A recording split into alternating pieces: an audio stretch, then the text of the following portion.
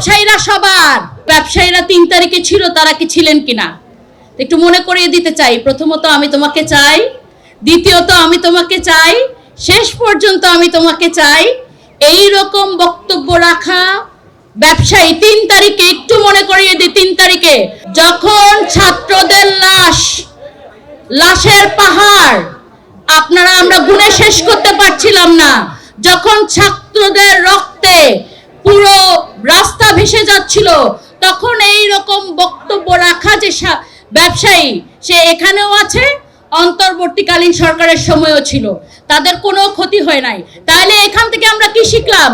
ব্যবসায়ীরা সবার, ব্যবসায়ীরা কখনো আওয়ামী লীগ না, কখনো বিএনপি না, কখনো জামাত না, কখনো ইউনূস সাহেবেরও না, ব্যবসায়ীরা সবার। সুতরাং যারা আপনি টাকা থাকলে টাকার উপরে শ্রদ্ধা হারানো যাবে না, টাকা থাকলেই সব কিছু ঠিক হয়ে যাবে।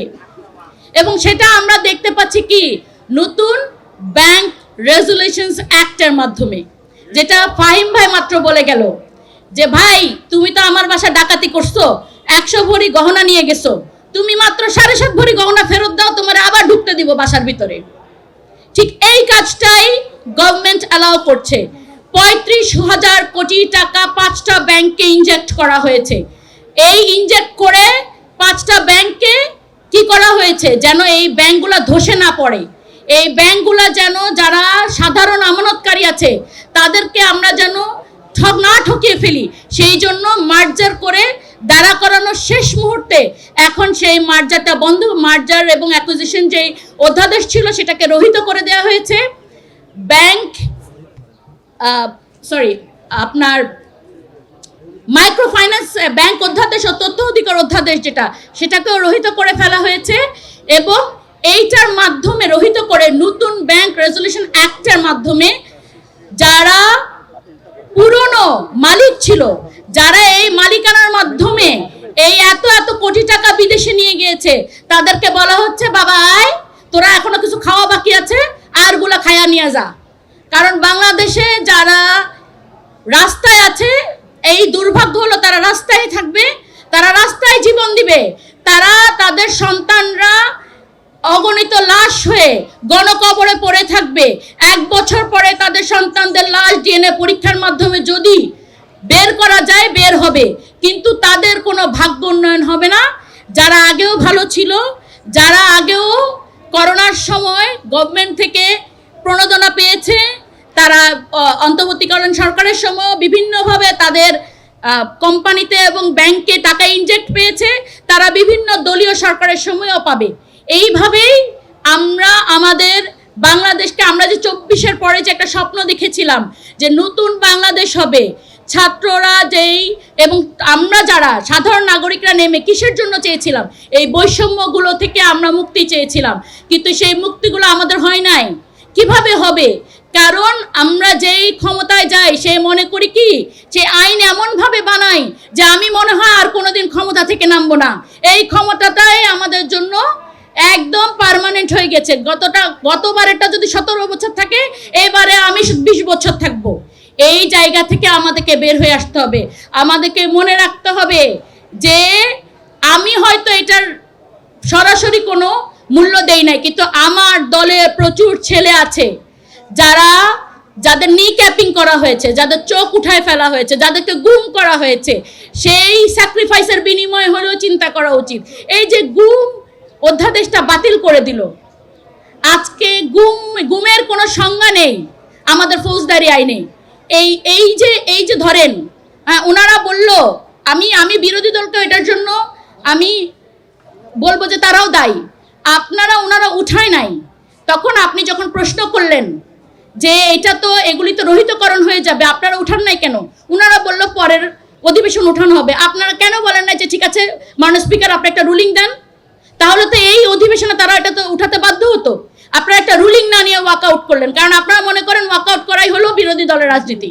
ওয়াকআউট করা শুধু বিরোধী দলের রাজনীতি না, বিরোধী দলের রাজনীতি হলো কনস্ট্রাকটিভ রাজনীতি, যেটা দিয়ে আপনি জনগণের কল্যাণ করতে পারবেন। এই যে অধ্যাদেশগুলো রহিত হয়ে গেল এবং এই অধ্যাদেশগুলো কবে আবার বিল আকারে উত্থাপন হবে আমরা জানি না, এবং যতদিন উত্থাপন না হবে এই গ্যাপটার মধ্যে আজকে আমাকে অথবা আপনাকে এইখান থেকে যাওয়ার সময় বলবে ভাই আপনার সাথে একটু কথা আছে চলেন ডিবি অফিসে, তারপরে আপনাকে আর পাওয়া গেল না, আপনি তো মানে প্র্যাকটিক্যালি গুম হয়ে গেলেন, কিন্তু আপনার এই সিচুয়েশনটা বলার জন্য ফৌজদারি কার্যবিধিতে কোনো আমাদের সলিউশন রইল না, তখন আপনি কি করবেন?